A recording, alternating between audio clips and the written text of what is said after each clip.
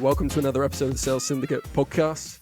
It's first for a couple of weeks, so I might be a little bit rusty. That's actually the third time that we've hit the record button for this episode, but we'll muddle on, as David said in the background. But this is actually our first three-way podcast, first three-way podcast, and I think it's going to be a good one. We've got two members of the Selligence team here, so I'll hand over to each of them. One you should recognise already if you've tuned into the podcast before. The second you probably won't. So I'll hand over to Nick first to introduce himself, and then over to David. Cheers, Jamie. So yeah, Nick Biffen, head of sales over at Selligence. Been with the team for quite some time, but my general day-to-day is looking at everything from sales point of view, including more operations systems and everything in between. And David. Yeah, hi. So I'm David, and I've been at Selligence for the longest time. I think from the start, basically. And I come from an engineering background, but I've made the move from engineering into product management. So I'm right at this point looking at all things product. How can we make our product a product that customers love? And that's a fairly recent move, right? How long ago was it? Probably 1 month. So, okay. Yeah, it's pretty recent. Still just getting your feet under the table. Yeah. It's been quite a learning curve, but I'm loving it. It's a good move. I'm enjoying. Good. Yeah, I tell you what, it's been an interesting few months, and I think it feels like we've got some good. Good changes and good moves internally, which is going to set us up, which kind of links to what we're going to talk about today, which is why sales and product, I guess you could chuck marketing in there as well, but why sales and product need to be aligned. So we're going to just run through what we mean by that, the benefits of it, and then try and share some actionable tips or tricks that you could use to implement some of these strategies in your own company. So in terms of what we mean by alignment between sales and products, I think we'll go round the table. So we'll start with Nick, and then we'll go across to David. And it's just really your thoughts on when we talk about alignment. Is it all sitting in a nice straight row on a desk, or is it, all being part of the same working groups and things? So, Biff, from your point of view, what do we mean here at Selligence by alignment between sales and product? I think, you've actually got to look back a little bit, and I think, probably in the history of time, sales and products probably aren't best friends. I think it's fair to say. I think, there's been a lot of history around where, sales are always looking to, do whatever they can to get, the deal over the line, get pen to paper. But actually, obviously, the issues that then causes following that in terms of, misjudgment or misleading of customer expectations. It's not managing their help me out, Jamie, expectations moving forward. And there's a big area that needs to be bridged, especially in the newer times, let's say, where things are moving so fast, product and tech moving so quickly as well. It's how can they, in terms of being aligned, what can you then bring into the sales process in terms of, what are the deadlines on new products, new features, or, what are the expectations in terms of perhaps what an MVP is going to look like?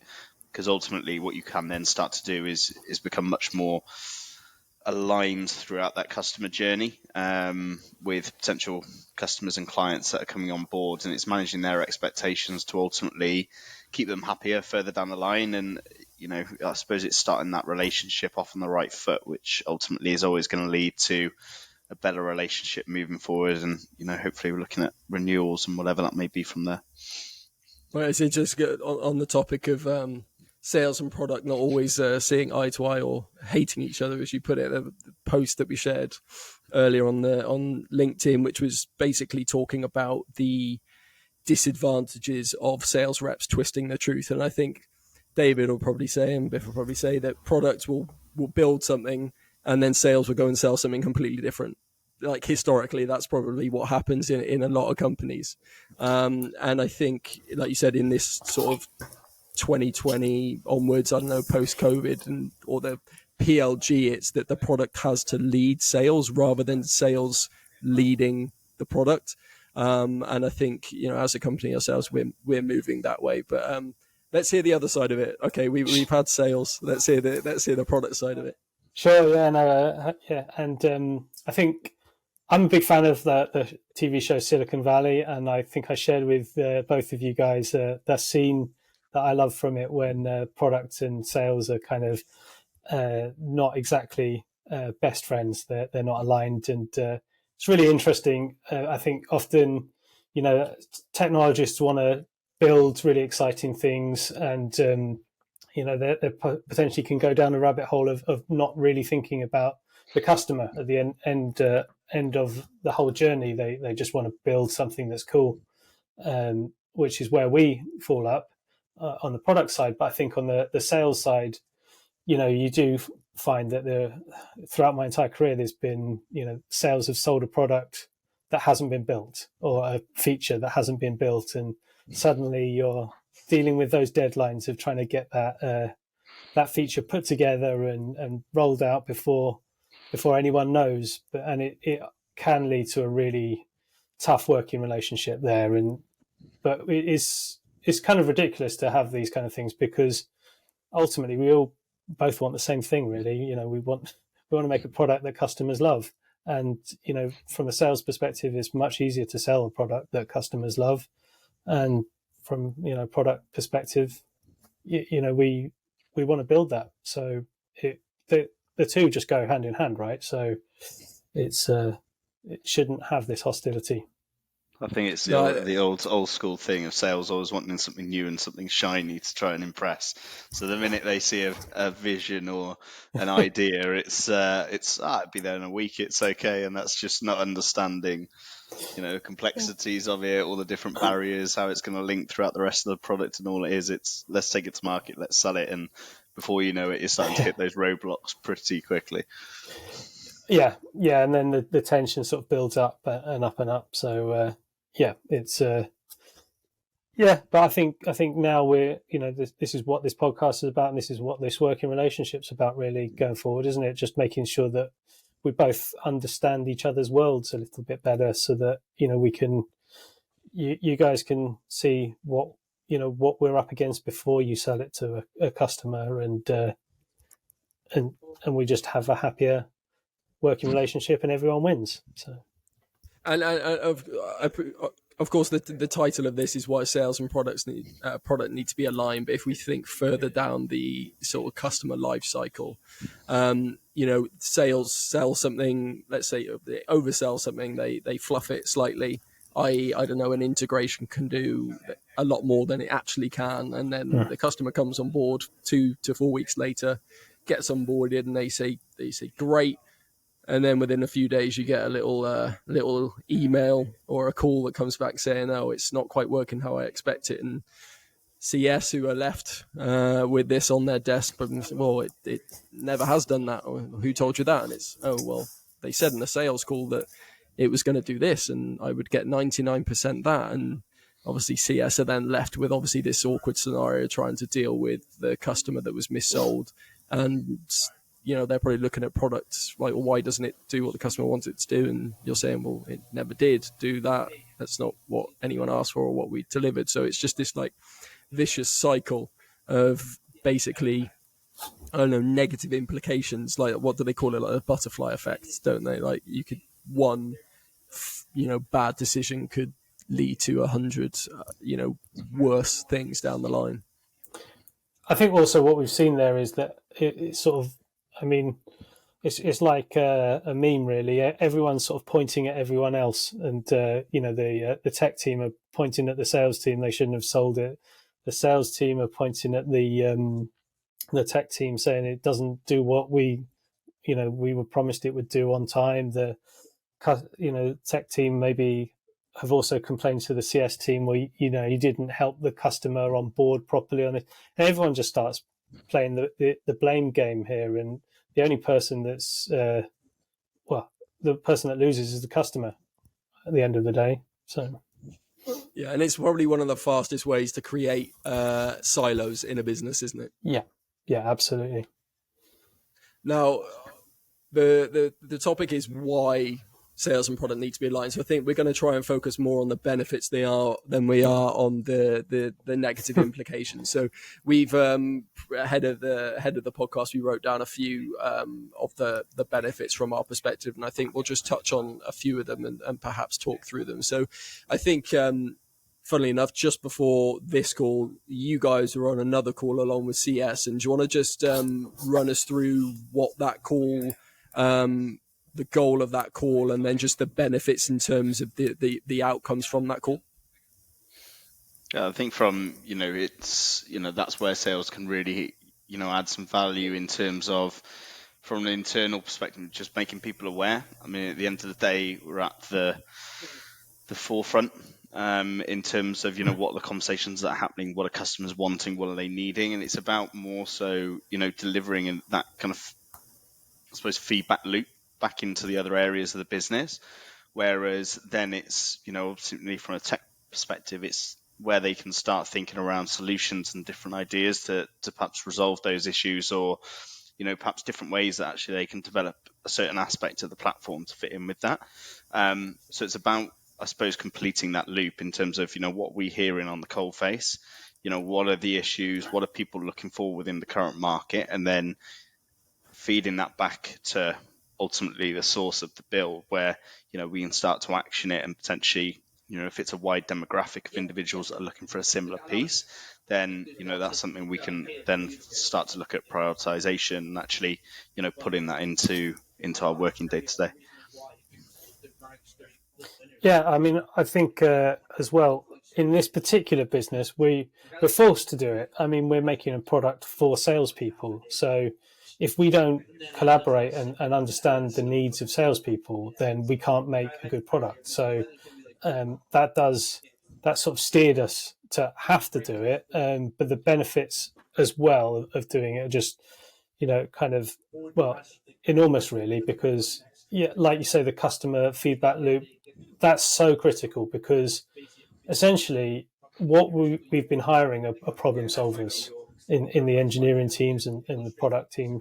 We're trying to solve problems, and if we can, and as Nick says, if he's at the coalface talking to customers, understanding what their problems are, what their pain points are, and feeding that back to us, then we can kind of, take our kind of creative minds and problem solving minds to try and solve customer problems. So yeah, without that, we're not so good at doing that, talking to customers and understanding customers, and like finding out what does sell and what doesn't. So it sort of does tie a little bit into customer success as well, that really, doesn't it?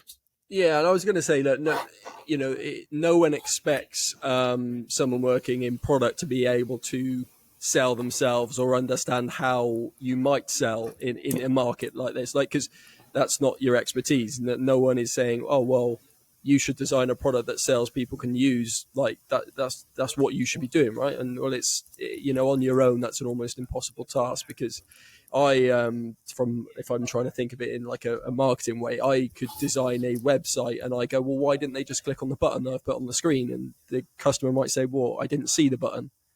And I go, well, I saw the button, and it's because I created it. So of course I'm going to see the button. It's like that, putting yourselves in the shoes, and that's what that sort of like the benefit of that feedback loop, and that's sort of why it's there.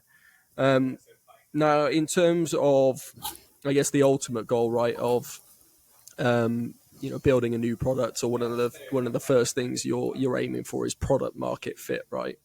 So in terms of sales and product being aligned in finding that product market fit, do you want to just like chat through that a bit in terms of like, how do you know when you found product market fit, and how is that fed back to product? I think the simple answer to do you find market fit, it's when it absolutely solves a client's needs or pains, in terms of what you set that out to do.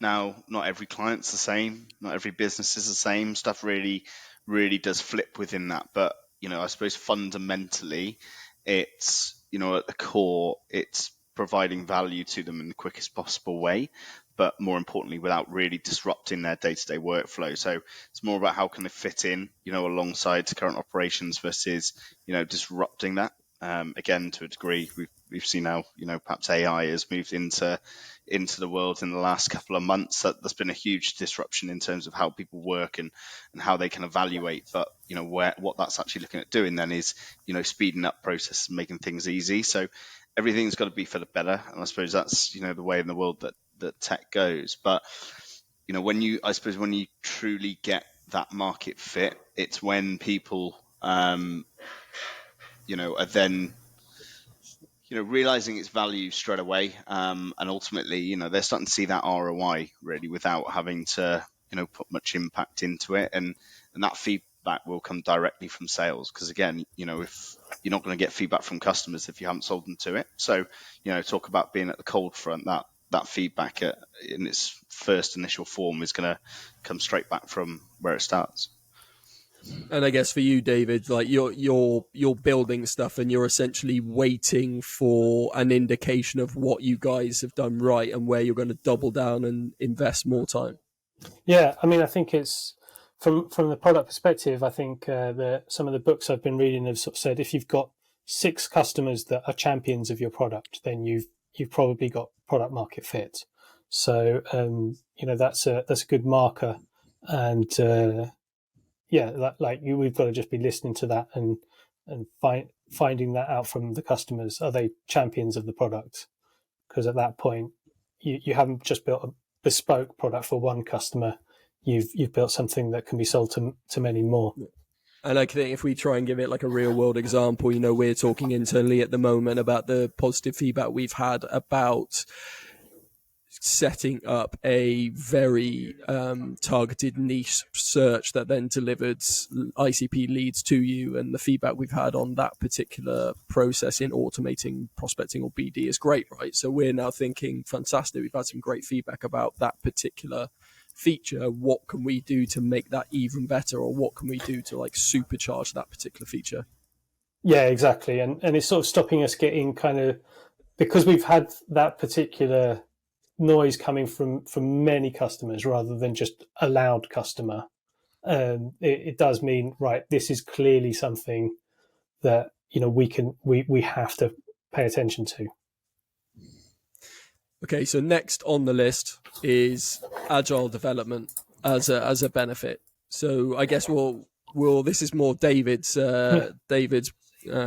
So do you want to talk us about agile development in the sense of why sales and products, why that's a benefit of the two of you being aligned? Yeah, I mean, agile development is simply about like agility is just about being able to change direction quickly, and that we want to kind of change direction quickly with new knowledge. So, the more that we find out, the quicker we need to adapt. And so, the kind of agile practices in software development have been around since, I think, sort of around about 2000. So probably 23 years now, and there's been various iterations of that, Scrum and Kanban and things. At the moment, we're kind of going with a Kanban type approach where we're not even working to 2-week sprints. We're very adaptable. We just look at things in a priority order. We can move the priority at any point with changing knowledge. There's a few things that I think we could do to make that even better, in terms of being able to like demo things to people earlier to get that additional knowledge. So, a piece of work that we've got at the moment is an onboarding flow, and I kind of want to start getting a preview of that out to you, Nick, so that you can and you, Jamie, actually, so that you can kind of give us some feedback on that from a marketing and a sales perspective before we push that out. So you can see products that are in development. You don't have to wait until we go through an old-fashioned waterfall model of we planned it all out and then we developed it. It went through a bunch of testing. It came out the other end, and turns out it wasn't what customers wanted in the first place. It's just trying to maximize the amount of things you don't do. stop where something is just not going to be of value. I must admit that since we moved to that agile workflow, specifically actually that almost weekly or bi-weekly prioritization review of, right, here's the, I don't know, let's hypothetically say there's 20 things on the list. It's like, right, are the top 3 still the top 3? If so, if not, why? And, that is the focus. The top 3 are the focus, and if they shouldn't be in the top 3, they get bumped down the list. And I think that's been a really valuable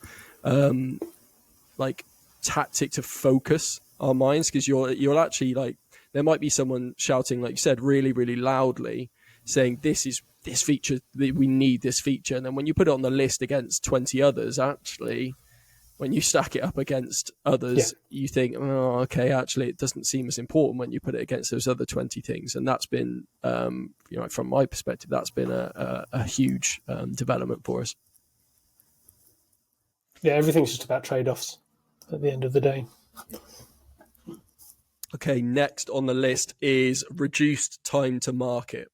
Now, I think this is my sort of take on this was that, like you said, as part of that feedback process, by getting everyone involved from the get-go in terms of that early feedback, you don't end up wasting time and then having to go back to the drawing board and rebuilding stuff. Is that, from your guys' perspective, is that what we're talking about?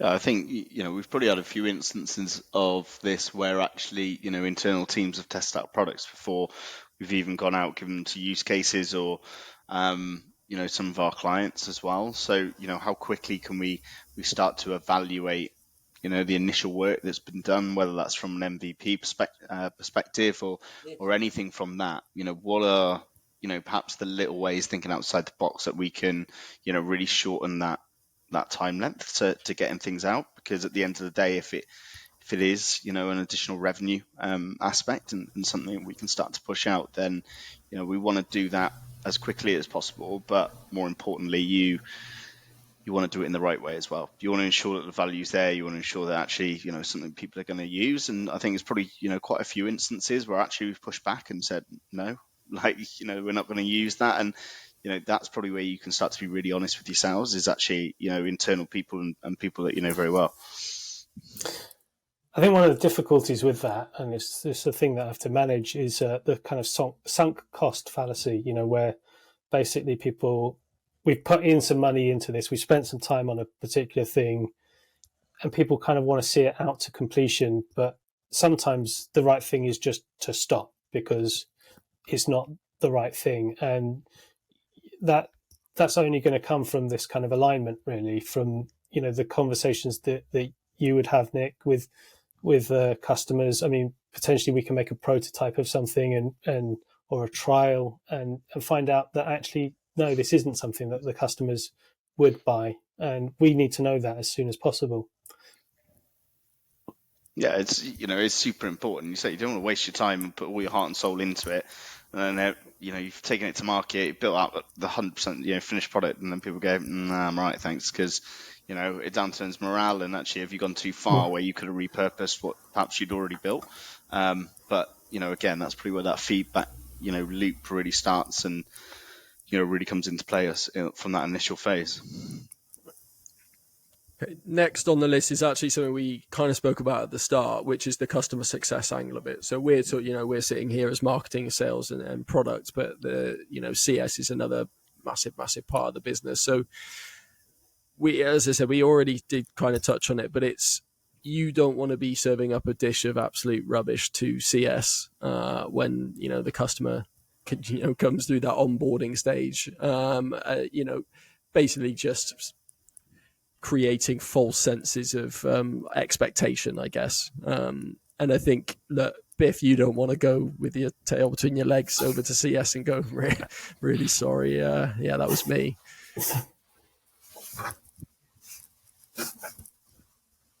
Oh, was that for me? Yeah, that was for you. Here he comes with his tail in between his legs again. Yeah, exactly. No, 100%. At the end of the day, that's when the real difficult conversations really start, and nobody wants to, get into those or be a part of it. And if you're talking in sales, that's ultimately where you got to get back involved. Which, to to some degree, dependent on the model and dependent how your organization works, isn't perhaps something you want to do. So, this is where, really, as I said, it's about, managing those expectations early.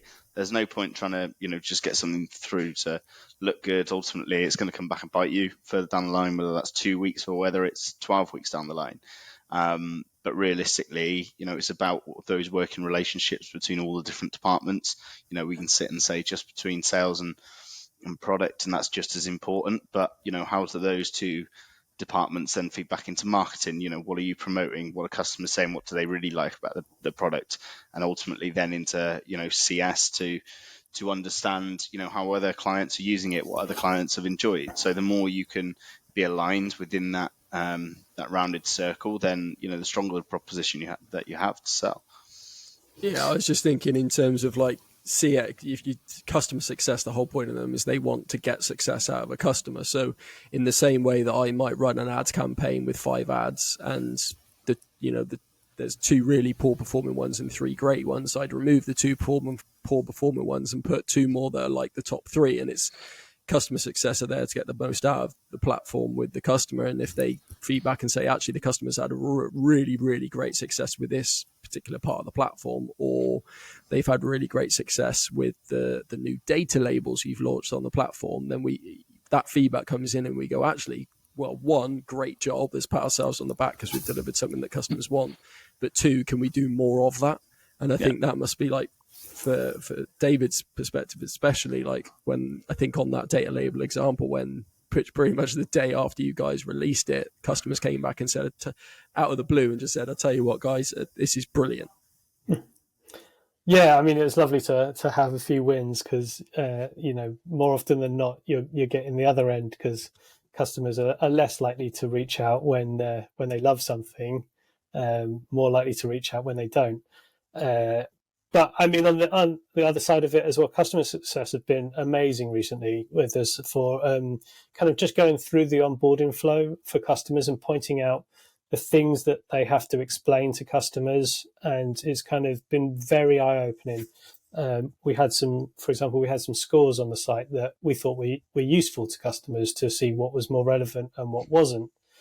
And it was just seeing the onboarding flow from them of, okay, we have to explain these numbers. They don't quite make any sense.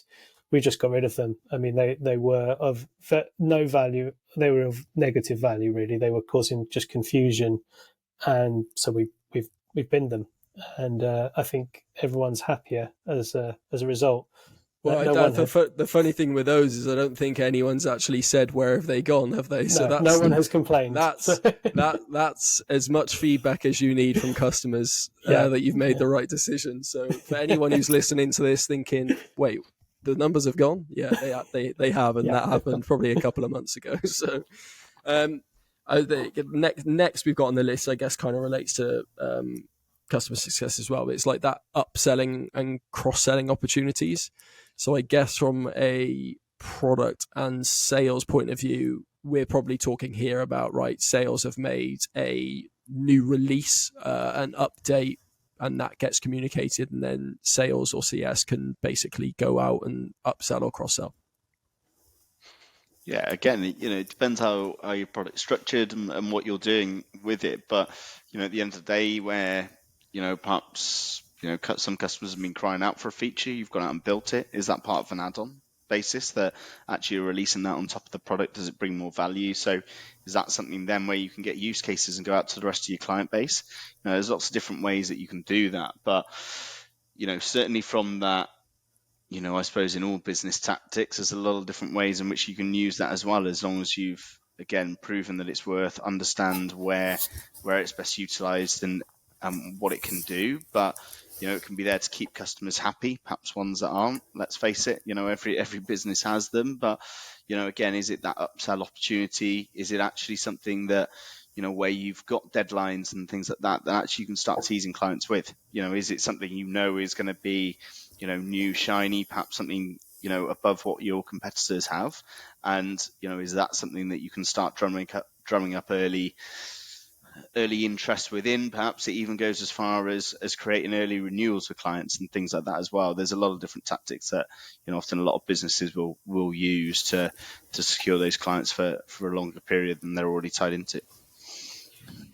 Yeah, I mean, we've been toying with, we have in the past released kind of beta versions of new features out to customers, and so that they know that they're in beta. You're going to expect some bugs or some quirks because it isn't in the final polished state, but it's just kind of helpful to hear their feedback, and we also use analytics tools to kind of have a look to see, are they clicking on it?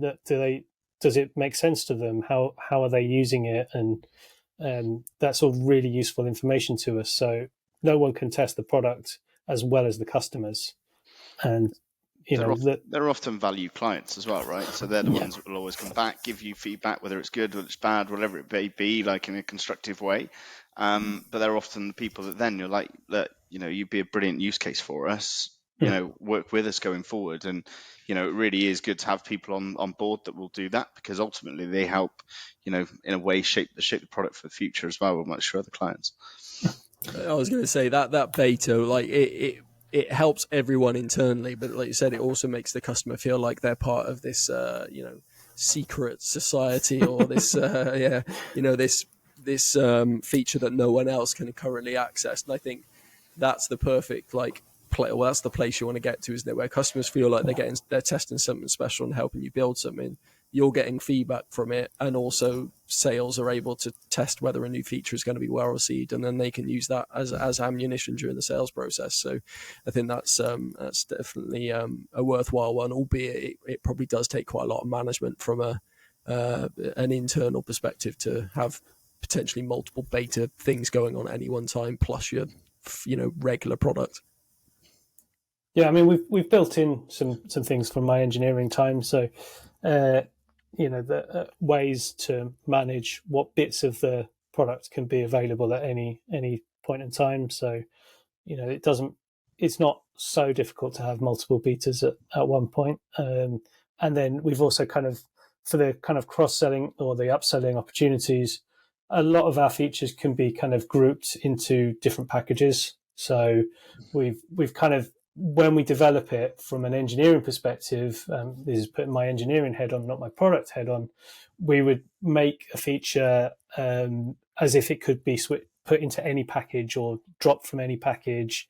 And we leave that to the product team to kind of figure out, well, what is the way that we can sell this? Now that's my job. So, I'm glad I've put those tools in from my engineering days. Yeah, so now you're dealing with it from the other side. But okay, so we've gone through some of the sort of key benefits that we listed, which was basically customer feedback loop, product market fit, agile development, reduced time to market, CS, which we sort of spoke about at the start as well, upselling and cross-selling. But if we were going to, share some of the tactics or wisdom that we have internally, David, I'll start with you. How do you try and promote better relationships between sales and products in terms of the initiatives that you've tried to bring in sort of recent weeks or months? I mean, I think one of them is I really like hot desking. I think I'm probably the most hot desky of all the people in Selligence. You'll see me in different chairs every day of the week, and today I'm working from home. But when I'm in the office, there have been times when I've just come and sat by you guys. I just thought, right, I need to get to know your world a little bit better, and I'll go and sit there. And it's helped us to kind of have a good working relationship. It also helps that we all have the same local, so that's one place where we could foster those relationships even better. So or drown our sorrows when something doesn't go quite right. Yeah, I was going to say that the hot desking has been absolutely massive, hasn't it? But I think you probably had a little bit of regret when you were sat near Aaron, who's one of our SDRs, and I think he's let's put it very vocal when technology doesn't quite go his way. And no, but that's good. Yeah, it's good. But David spends 6 hours of his day showing him how to use something. I mean, to me, it's perfect. To be honest, I mean, I love Aaron and his northern ways as well. I mean, I've seen how that post has been trending about his northern accent, but also, he's who we're trying to sell to, and to have that time with a customer who's able to be open and honest and. Yeah, it's invaluable. We want to make a product that he will love, and if he loves it, then we can sell it. It's really, really simple. It's like a no-brainer. Okay, so hot desking. Any others before we hand over to Biff? Yeah, so I'm trying to align some of our communication tools. So I think that's been quite siloed. That we've kind of had like tech tools that we use for writing our documentation and internally. And then when I moved over to the product team, I found that they've had their own tools to manage communication amongst them. And it's kind of been a completely separate communication platform. And it's one that isn't been shared with you guys. And I just think, the good communication is everything. So if I can share as much as possible what we are doing, then it gives you a better understanding. One of the things I've tried to do, and I need to continue to do, is I started a Monday Loom, a Monday Loom video, 5 minutes of what we've been doing for the last week and what we aiming to do this week. So that you guys can see that, you can comment on it, let us know what we're doing, whether we're doing the right thing, whether we're doing the wrong thing. But that's also provided a good weekly update for, let's say you've got sales calls, right? And someone asks if a new feature's coming or for an update. At least then you're fully up to speed on what's coming next week or what's being worked on, which can help move sales. Let's say nurture sales. Nurture sales along. Yeah. Okay, so Biff, do you want to maybe cover off a couple of things that you've either implemented or you've thought have worked really, really well in recent months? I think, fundamentally, and I think it's probably one that's, as I said, there's historically I've been in situations where you've got product and sales just butting heads all the time and trying to pull in different directions. Build relationships with the people that you're trying to work with. Ultimately, communication is going to get better, and believe it or not, things will get done a lot faster as well in terms of respect. So I'd probably start there. You can always put around foundations, processes, procedures, things like that in order to speed things up, and talking around like those communication lines. How are you completing those feedback loops and all the rest of it. But fundamentally, I think it's generally, sharing ideas between people, generally just discussing and putting things out there. That's ultimately where you're going to start to, build those initial relationships where ultimately the rest will lead to. But there is, there needs to be a huge focus on that continuous loop of feedback right from the start. What are you hearing in the market? And, let's face it, we've probably gone through the biggest change of that recently. We know how quickly things can change, and it's about adapting and moving into that, where ultimately, in terms of, you're talking, David, in terms of, agile working, things like that, that's where we do need to be nimble. But, it all starts with that line of communication and, how often are you doing that? How often are you feeding that back? I mean, I also think, some conflict is good, really, between, product and sales and marketing. But I think what you've got to establish first before any of that conflict is trust. Is this conflict in the right kind of, is healthy? Is it to achieve the kind of shared goals and visions of the company? And I think that's something that, we've been trying to put together, I think, and so that we can get into that place where, we can be quite honest and quite, have these kind of conflicts, because we see things from different viewpoints, and then hopefully, aim to reach a common goal at the end of it. 100%. Okay, so I think a couple of us have got a hard stop at 4:30, so we'll wrap things up by each picking one tactic or strategy that people listening could implement in order to help foster a better relationship between product and sales. So you two can go first, and then I'll have to try and think of one that you don't pick, because I think David will probably pick the same one as me. So I'll have to rack my brain. But David, number one tactical strategy to help foster a better working relationship between product and sales. Hot desking. I knew you were going to pick it. I knew. I was going to say the loom one then, just so that you'd have the hot desking, but then I thought, no, I won't make life easy on him. So okay, so hot desking, Biff. Mine would definitely be evaluate deals, evaluate demos, evaluate trial processes, everything that goes on in that sales process, and start to analyze and pick out the I suppose the common things that are coming up in the market, and have those discussions internally to perhaps how you can pivot or evolve the product that you already have. Okay, for me, I think one of the perhaps one of the most interesting things actually was when we're working on quite a big new feature now, and I think you guys opened it up to the sales team internally and said, right, go wild, like try and break it, and then you set up a almost reporting structure or reporting flow where they would feedback and say, this didn't work, or this wasn't quite clear enough, or whatever, and that basically just fed like a steady stream of sort of changes that you guys were basically iteratively releasing back into the beta. And I think that was like, for me, I think that worked so well, because it was real time, like within a few hours you had feedback on something that you had been building. And we're fortunate enough that we sell to sales reps, and we have sales reps internally, so it's quite easy for us. But to have that immediate real-time feedback loop with your end user, I think that's been massive for us. So that would probably be my three. So hot desking. Biff, what was yours? Evaluating your process as you go and feeding it back. There you go. And then I would say, the last one was the sort of real-time immediate feedback from your customers or your ICP. So hopefully those three tactics can be taken away, implemented, tested. But thank you guys for joining me. I know, David, we've popped your podcast cherry. So hopefully it wasn't too bad. Yeah, it's been fine. It's been good. Maybe we should do it in the local next time.